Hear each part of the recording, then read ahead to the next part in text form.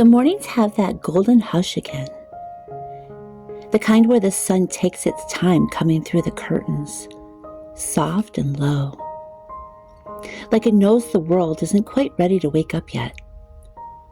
I've been noticing the way the air has changed, that hint of wood smoke drifting somewhere down the road, the leaves starting to curl and let go. Fall has finally arrived. Every year around this time, I start to feel something deep in my chest. It's not sadness exactly, just a quiet stirring of memory. Maybe you feel it too. That sense that the world is slowing down and you can finally breathe again. But for me, fall always brings a little nostalgia along with it. When I was little, fall meant Girl Scouts. I was in it for what felt like forever, starting out as a brownie, around 7 or 8, I think, stayed all the way through 6th grade. I still have my old sash. Every badge my mom had hand-sewed one by one. I could still see her sitting at the kitchen table, the soft lamp light above her, needle and thread in hand, carefully stitching each little circle of fabric in place. Every badge meant something back then. A memory, a lesson, a moment of pride. We sold cookies every year. I could still see those tan boxes stacked high in our living room. The ones that held Savannah's, my favorite peanut butter sandwich cookie ever. They were the best ones, at least in my opinion. They were always the first to sell out. They're called something else now. I couldn't even tell you what, but to me, they'll always be Savannah's. The ones I'm making today are a lot like those. Sweet, crumbly, with that peanut butter filling that just sticks just enough to the roof of your mouth. I'll link the full recipe below in the show notes if you want to take a peek and really make them too. They're so good. Maybe they'll take you back the way they take me back. I can remember standing outside our little house as a kid, watching the leaves fall, waiting for the last one to hit the ground so I could run and grab the rake. My yard was always full of them, colors of orange and red and brown, the kind that they just crunched into your shoes. My little brother and I, we would spend whole afternoons out there raking up piles taller than we were. And we'd jump right into the middle of them, laughing so hard we couldn't breathe. Sometimes we'd bury each other completely, just 2 small heads poking out from a mountain of leaves. Our hair would be full of twigs, clothes covered in that earthy smell of fall. I can still remember my mom standing at the window, shaking her head, but smiling anyway. Those are the kind of memories that they just stay with you. The ones that don't look fancy, but they root themselves deep in your soul. Now when I look out at my yard, it's covered in those same colors. The kind of colors, it just makes you want to pause for a minute and stand still. Just take it all in. Every year I tell myself I should go out and rake them up, but part of me loves the way they look scattered across the grass, like the earth's own quilt. When I was 13, right after 7th grade, we moved to Florida. As much as I love the beaches and the sun, I always miss this. The seasons changing, the way fall smelled like cinnamon and rain, the way it reminded you that life moves in rhythms, that nothing stays the same forever. Down there, the trees never changed. The air stayed warm, and I really miss the reminder that endings could be beautiful too. Even now, fall brings a strange kind of mix, comfort and ache. I think it's because fall knows what's coming next. Winter is never far behind, and I can already feel it in the air. There's always a little hesitation as the days get shorter. I know once the cold settles in, I'll be inside for months. Sometimes that stillness, it can be so hard. And if I'm being honest, winter can bring on some sadness for me. It always has. The gray skies, the shorter days, that quiet that feels too long. But I've learned to meet it with intention, to make plans that keep my hands and heart busy. This year, I've been thinking about all the little projects I want to do when the snow comes, the kind that fill the house with purpose. I've been cleaning a lot lately, moving around furniture, preparing for the colder months. I pulled out the quilts, the ones that smell faintly of cedar, and draped them across the couches. The plaid lap blankets are stacked in the living room now, waiting for that first night that we're going to need them.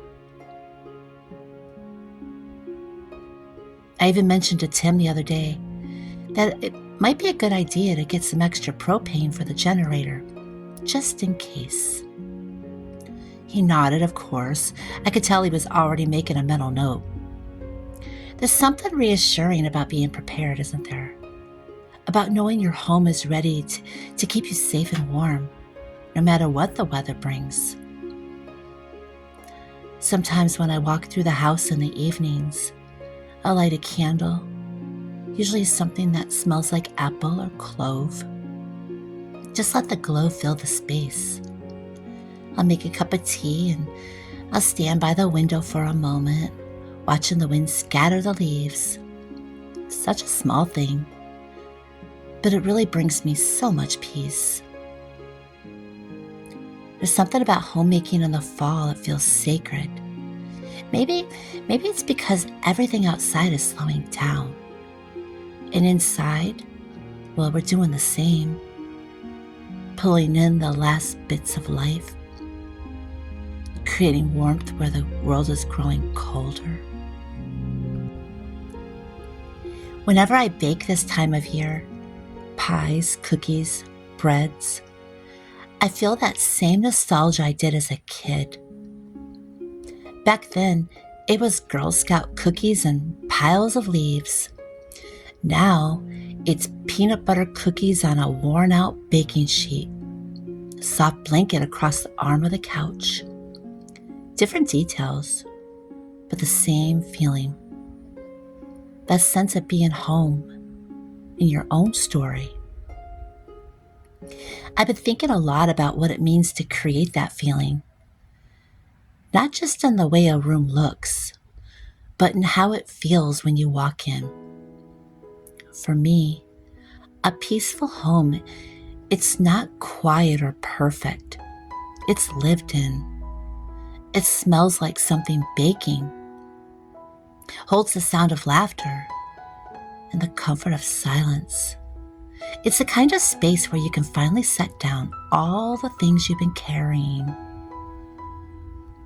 This fall, I'm choosing to lean into that and to let the world outside change and not rush to keep up with it.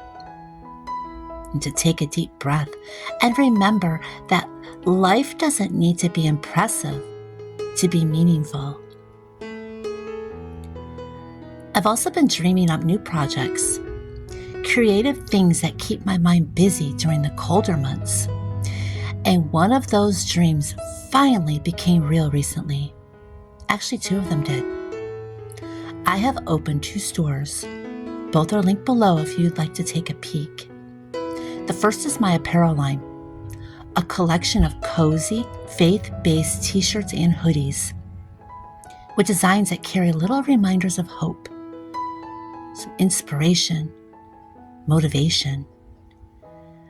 I've even started to create artwork from mugs, warm, simple designs that feel like something you'd sip coffee from on a quiet morning. The second is something close to my heart, a store for planners and journals. Managing a home, career, health and faith, it can feel overwhelming sometimes. You're not alone in that. I know that feeling well. The one where everything feels like too much, and you're just trying to keep it all together. At Home with Jana, my goal is to help you bring calm, structure, and balance into every part of life. Through beautifully designed planners and journals, I want to make it easier to organize your days, strengthen your faith, and stay mindful of your well-being so you can move through each season with more peace and purpose. Creating those planners reminded me that homemaking isn't just about what we do. It's about how we feel while we're doing it.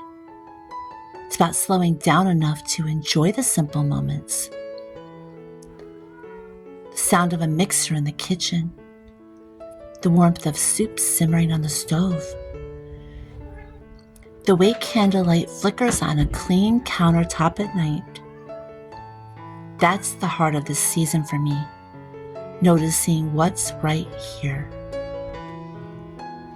Because fall, for all its beauty, also teaches us about letting go. The trees don't fight the change. They just release what's ready to fall. And maybe that's what we're meant to do too. Let go of the pressure, the guilt, the need to make everything perfect. Maybe peace isn't found in the next big thing, but in the quiet of what's already here. So tonight, after the cookies are out of the oven, I'll pour a glass of milk and sit down by the window with Tim. Maybe we'll talk about the day.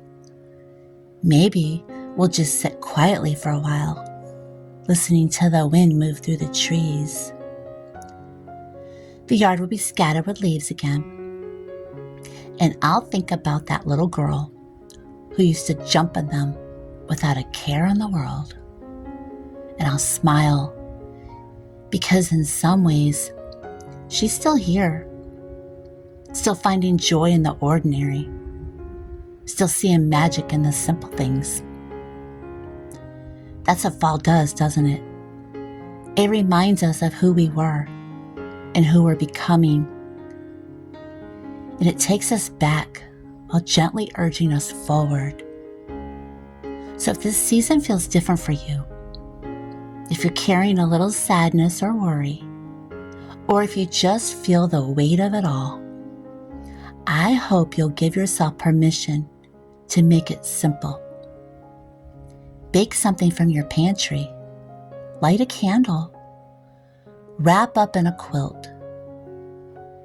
Maybe you'll rake a pile of leaves and jump in just because you can. This fall, let's find peace not in perfection, but in presence. Let's remember that home isn't something we decorate. It's something we build, one small act of love at a time. And maybe, just maybe, when we slow down enough to notice it, we're gonna realize we're already standing right in the middle of everything we used to hope for. Because sometimes the most beautiful seasons aren't the ones that go as planned. They're the ones that feel like home. And I'll see you next time.